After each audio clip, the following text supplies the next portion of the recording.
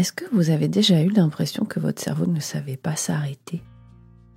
Que même après avoir tout analysé, même quand il n'y a plus rien à faire, une partie de vous continue de repasser en boucle ce qui s'est passé, mais aussi ce qui aurait pu se passer et ce qui pourrait encore mal se passer.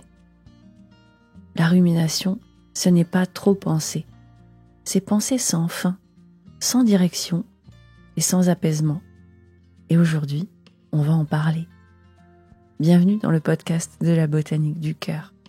Un podcast qui vous explique les dessous psychologiques de vos souffrances du quotidien et qui vous aide à devenir votre propre jardinier du cœur, pour mieux comprendre vos pensées, vos émotions et pour pouvoir en prendre soin autrement.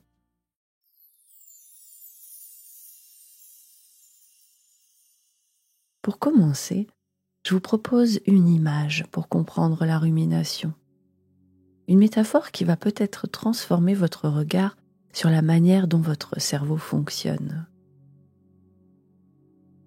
Avant de chercher à vous débarrasser de la rumination, il faut la comprendre.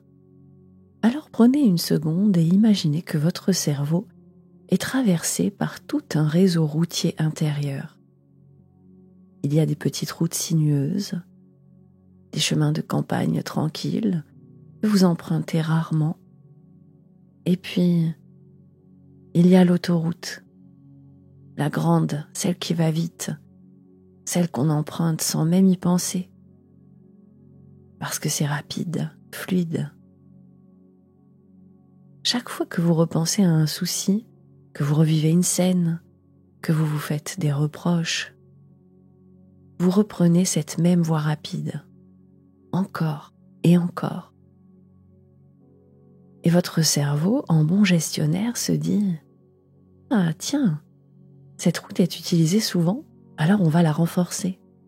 On va rajouter des voies, on va enlever tous les feux rouges. » C'est la neuroplasticité. Le cerveau consolide les circuits qui sont le plus utilisés. C'est à la fois une bonne nouvelle et un piège. Parce que si votre habitude, c'est de ruminer, vous avez bâti une autoroute de l'inquiétude. Et pendant ce temps-là, la petite route de la pensée apaisée, de la prise de recul, cette petite route, elle s'effrite, elle devient impraticable. Et comme ce n'est plus très agréable de conduire dessus quand vous y passez par accident, vous reprenez inlassablement le chemin de l'autoroute. Mais rassurez-vous, on peut créer de nouvelles routes et sortir du mode automatique.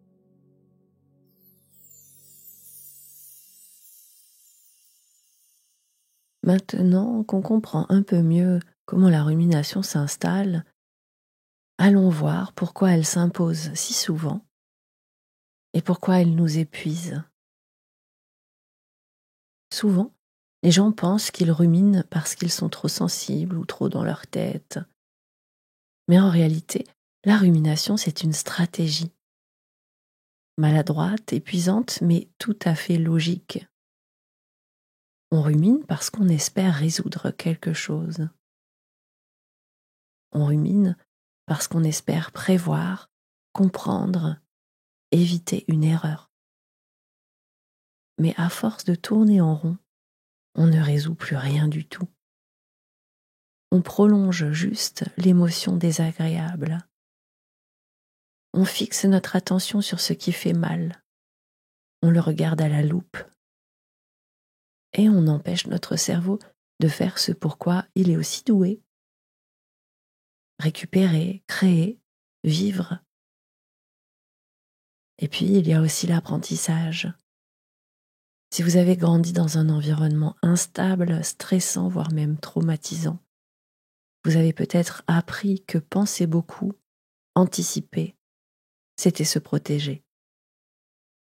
Et ça l'a été, à une époque, une bonne stratégie. Mais aujourd'hui, cette habitude vous empêche de vivre.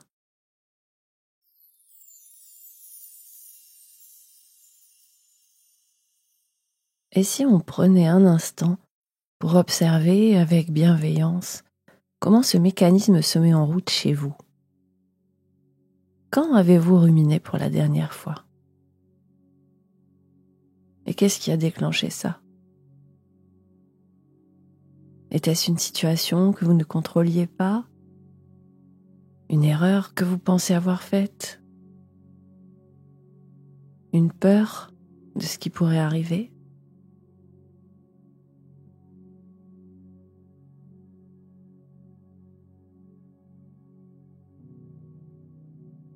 Et surtout, est-ce que vous étiez en train de chercher une vraie solution ou juste en train de vous enliser dans le ressassement?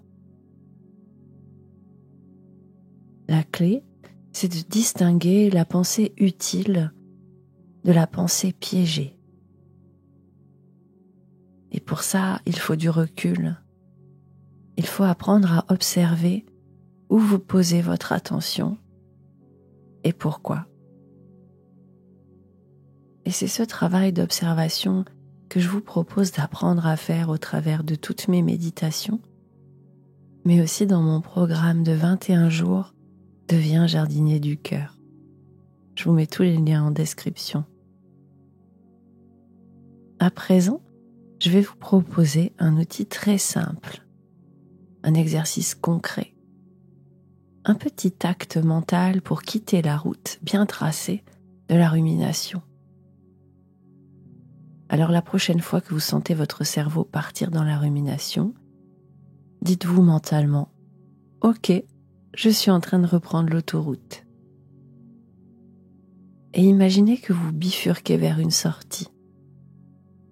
Et si vous n'en voyez aucune, vous avez le droit de tracer en plein champ.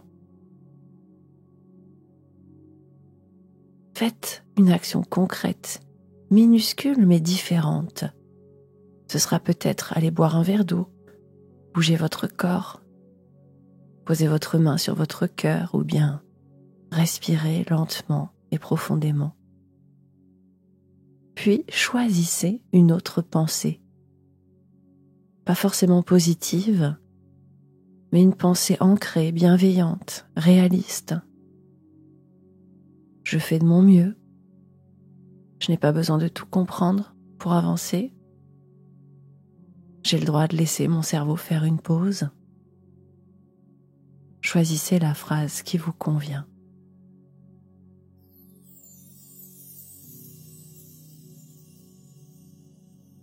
Et si vous aviez un petit compagnon de route pour vous aider à observer vos pensées sans vous y accrocher? Je vous propose un carnet à garder près de vous ou bien sur votre téléphone. Et chaque soir, notez simplement une pensée qui vous a obsédé aujourd'hui. Notez aussi l'émotion qu'elle a provoquée. Et demandez-vous, est-ce que cette pensée m'a aidé à vivre comme je veux vivre? Est-ce que cette pensée m'a été utile? Et petit à petit, en faisant ce très simple exercice, vous allez développer une autre relation à vos pensées. Car vous n'êtes pas vos pensées. Elles ne sont ni vraies ni fausses. Ce sont juste des phénomènes mentaux qui vous traversent, qui vous informent, qui vous obsèdent. Et vous avez le pouvoir caché, non pas de les arrêter, mais d'apprendre à les suivre, ou pas. Car oui, votre vrai pouvoir, c'est de pouvoir choisir de ne plus leur courir après. Alors avant de se quitter, je voulais vous laisser avec une petite graine, une invitation à cultiver une autre manière de penser. Sortir de la rumination, ce n'est pas arrêter de penser. C'est changer de route. C'est choisir chaque jour de créer un nouveau chemin. Un chemin de recul, de tendresse, de bienveillance et de présence. Et même si c'est difficile au début, Même si vous retombez sur l'ancienne autoroute inlassablement, chaque détour que vous prenez est déjà un acte de guérison et de transformation de votre réseau neuronal. Vous faites grandir à l'intérieur de vous de nouvelles voies de pensée, des voies qui vous sont plus utiles et plus alignées avec vos besoins. Je vous dis à très bientôt pour un autre podcast de la botanique du cœur.